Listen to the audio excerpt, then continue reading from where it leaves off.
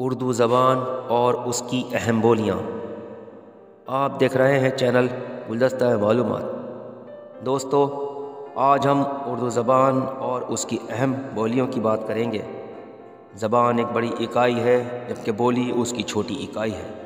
زبان میں ادب کی تخلیق ہوتی ہے جبکہ بولی میں ادبی تخلیق کا کام نہیں ہوتا ہے۔ بولیاں ترقی کر کے زبان کا درجہ لے لیتی ہیں اور کبھی اس کے برعکس بھی ہوتا ہے کہ زبان بولیوں میں تبدیل ہو جاتی ہے۔ بولیوں کو مجموعی طور پر 3 حصوں میں تقسیم کیا جا سکتا ہے: لسانی بولیاں، سماجی بولیاں اور علاقائی بولیاں۔ لسانی بولیاں: جب کوئی زبان اپنے مرکز سے دور مختلف لسانی ماحولوں میں بدل جاتی ہے تو اس سے لسانی بولیاں جنم لیتی ہیں۔ چنانچہ اردو کی لسانی بولیاں جیسے پنجابی اردو، کشمیری، کلکتیا اور بمبئیا اردو وغیرہ کا جنم ہوا۔ سماجی بولی: اس میں نسلی امتیازات، طبقاتی تفریق اور پیشوں کے علاوہ دوسری سماجی نوعیتوں مثلاً تعلیم، جنس، عمر وغیرہ کے اثرات بھی زبان پر پڑتے ہیں، اور اس اعتبار سے اردو کی لسانی ساخت میں جو تبدیلی آتی ہے اسے سماجی بولی کہا جاتا ہے، کیونکہ تعلیم یافتہ طبقہ اور مزدور طبقے کی زبان میں فرق ہوتا ہے۔ کلکتیا اردو، بمبئیا اردو، کرخنداری اردو وغیرہ اس کی مثالیں ہیں۔ علاقائی بولی: جب اردو بولنے والے مرکز سے دور کسی اور علاقے میں منتقل ہو جاتے ہیں یا ہجرت کر جاتے ہیں یا جغرافیائی اعتبار سے ایک دوسرے سے دور ہو جاتے ہیں اور اردو زبان میں اس علاقے کی زبان کے اثرات کے تحت جو تبدیلیاں آتی ہیں انہیں علاقائی بولی کہا جا سکتا ہے۔ مثال کے طور پر جب اردو بولنے والے کلکتہ، حیدرآباد، ممبئی، گجرات، سری نگر وغیرہ میں جا کر بسے تو ان علاقوں کے اثرات سے اردو میں جو تبدیلیاں ہوئیں وہ علاقائی بولیوں کے ذیل میں آتی ہیں۔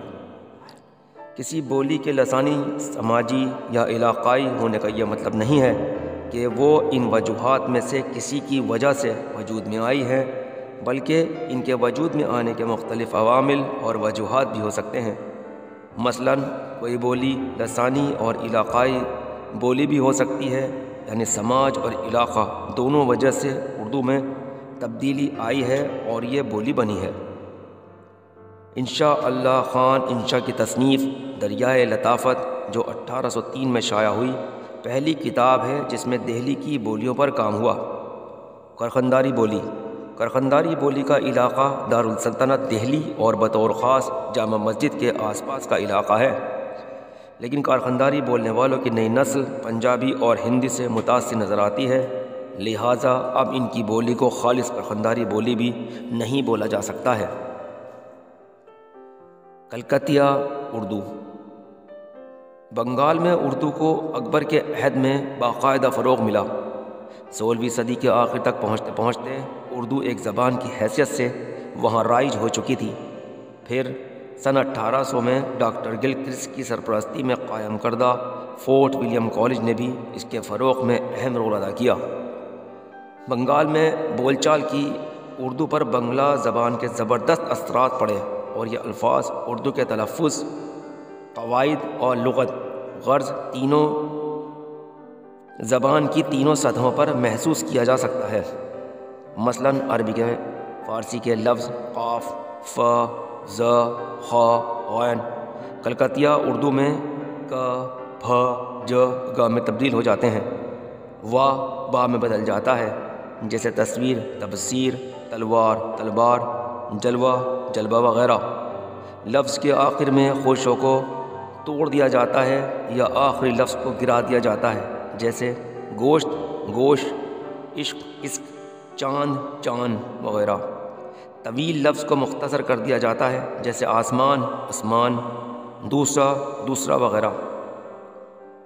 لفظوں میں اضافہ بھی کر دیا جاتا ہے، جیسے اتنا، اتا، جتنا، جتا وغیرہ۔ دکنی اردو: یہ بھی اردو کی بولی ہوئی ایک شکل ہے، یہ بھی اردو کی بدلی ہوئی ایک شکل ہے جو آندھرا پردیش، کرناٹک میں دراوڑی خاندان کی زبان تیلگو اور کنڑ کے ساتھ اردو بولی جاتی ہے، جبکہ مہاراشٹر میں مراٹھی کے ساتھ اردو بولی جاتی ہے۔ لیکن پھر بھی ان علاقائی زبانوں کے اثرات جو اردو پر پڑے ہیں، اس سے ہی اردو کی ایک مختلف شکل ابھر کر سامنے آئی ہے، جسے دکنی کہا جاتا ہے، اور دکنی اردو کی اپنی خصوصیات بھی ہیں۔ قا دکنی میں خا بن جاتا ہے کیونکہ قاف کا تلفظ دکنی میں نہیں ہے۔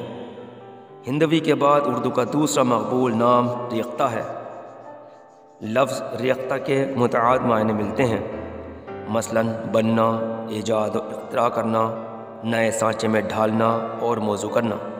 آب حیات میں مولانا محمد حسین آزاد لکھتے ہیں، مختلف زبانوں نے اسے ریختہ کیا ہے، جیسے دیوار کو اینٹ، مٹی، چونا، سفیدی وغیرہ پختہ کرتے ہیں، لیکن شروعات میں ریختہ کا استعمال بالکل الگ معنی میں ہوا، یعنی مقامی راگوں اور فارسی کو ملا کر ہندوستانی موسیقی میں جو اختراع وجود میں آئی اس کو ریختہ کہا گیا۔ اس لیے مختلف زبانوں اور بولیوں کی امتزاج کی بنا پر استعاراً اردو بھی ریختہ کہلائی۔ زبان کے لیے ریختہ غالباً شہنشاہ اکبر کے عہد میں پہلی بار استعمال ہوا، مگر یہ استعمال صرف شاعری تک محدود تھا۔ بولی جانے والی زبان یا نثری کاوشوں کے لیے ہندوی کا ہی استعمال ہوتا رہا، لیکن کچھ عرصے بعد ریختہ کا لفظ تمام شاعری کے لیے مقبول ہو گیا۔ بیشتر شعراء نے شاعری یا اردو زبان کے لیے ریختہ کا لفظ استعمال کیا، چنانچہ شاہ حاتم، قائم، مرزا قتیل، میر تقی میر، سودا، مصفی اور سوس اور جرت سے مرزا غالب کے وقت تک سبھی کے کلام میں یہ لفظ ملتا ہے۔ بقول غالب، ریختہ کہ تم ہی استاد نہیں ہو غالب، کہتے ہیں اگلے زمانے میں کوئی میر بھی تھا۔ امید کرتا ہوں ویڈیو آپ کو پسند آئی ہوگی۔ اسی کے ساتھ میں آپ کا دوست محمد ناصر اپنے چینل گلدستہ معلومات کے ساتھ اب آپ تمام حضرات سے اجازت چاہتا ہوں۔ ویڈیو کو لائک کریں، شیئر کریں اور چینل کو سبسکرائب کریں۔ شکریہ، اللہ حافظ۔